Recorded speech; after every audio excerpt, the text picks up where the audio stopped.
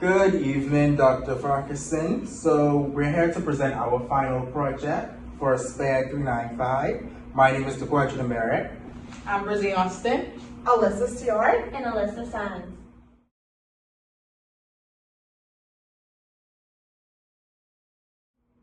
So for our final project, we have the opportunity, Alyssa had the opportunity to interview Reverend Bo, and these are just some facts about Reverend Bo. She is the president of the National Baptist Young Adult Women Organization and on inclusive education in the Bahamas. And basically our project, we have the opportunity to examine the Reverend's insight on how inclusive education is defined, the challenges along with the barriers that exist in the role of the teachers and government in today's economy. This presentation also highlights inclusive education research and was pulled from the Disability Act in 2014.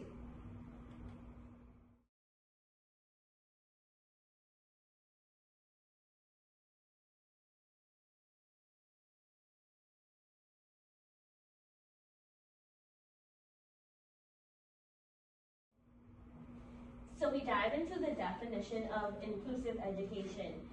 First, inclusive education, as we have learned in our course with Dr. Farquharson, is including, of course, children with disabilities and or special needs in regular classrooms and introducing them to normalization. And so therefore we find that Reverend Bo's definition of inclusive education aligns very closely to that. She ensures that all individuals should have equal access to learning regardless of their differences. And we will move on to a recap into our interview with Reverend Bo.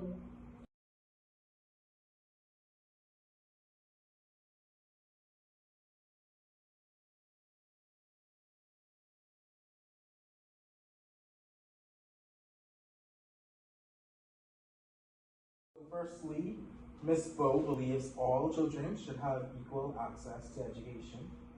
And secondly, according to Ms. Bo, the biggest barrier is financial limitations. She also emphasizes that teachers are central to inclusive education. Her personal teaching experience, schools in the Bahamas don't have enough resources to support inclusive classrooms. We find that Ms. Bo admitted that she actually isn't that familiar with the Disabilities Act. We spoke about it. She said she has she's familiar with it from her days teaching. She is a retired trained teacher in the education field, amounting over 30 plus years. And she admitted that doesn't in her past, that is long past her, but she fully supports the requirements of the Disability Act. Moving along, according to Ms. Bo, the government must provide support for students with emotional and mental needs as well. She went a step further to say that not only do the children suffer from physical or genes like cerebral palsy, for example, or blindness. That's not the only limitations children suffer from. Depression and anxiety are real, and children should be accommodated for those illnesses. Reverend Bo also recommends that teachers join community organizations such as Kiwanis, Rotary, or the Bahamas National Baptist Convention to assist in normalization. So just to learn normalization, we as teachers do not diagnose our students, but we can make them have some sense of normalcy and in whatever they do at school. So if it's just joining a club or including them in something that other kids have the opportunity to join in, it makes them feel as though that they are welcomed and also gives them a better time at school, because normalcy actually does affect how our kids learn inside of the classroom.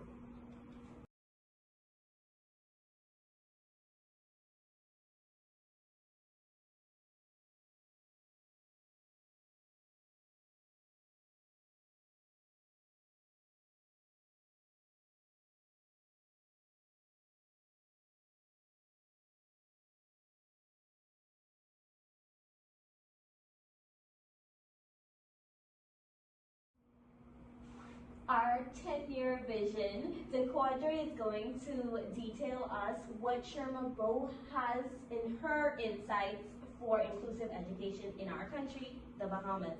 So for true inclusion, directly from Reverend Bowe, her vision is that for inclusive education, all students, regardless of differences, will learn together in regular classrooms instead of being separated into special units. So this piggybacks on what Alyssa would have just said previously as she was explaining about dramatization. And secondly, resources, training, and accessibility. Ms. Bowe wishes to see educators with fully equipped classrooms to efficiently receive students with disabilities. She would also like to see schools including students with disabilities in national events like Junior Junkanoo, caroling, and speech competitions.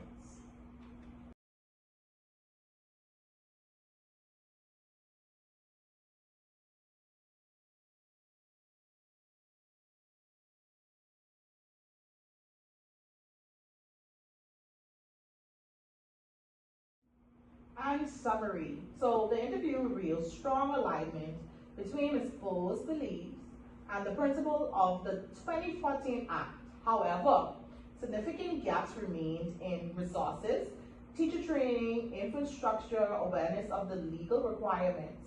Achieving true inclusion will require collaboration between governments, schools, teachers, and the wider community.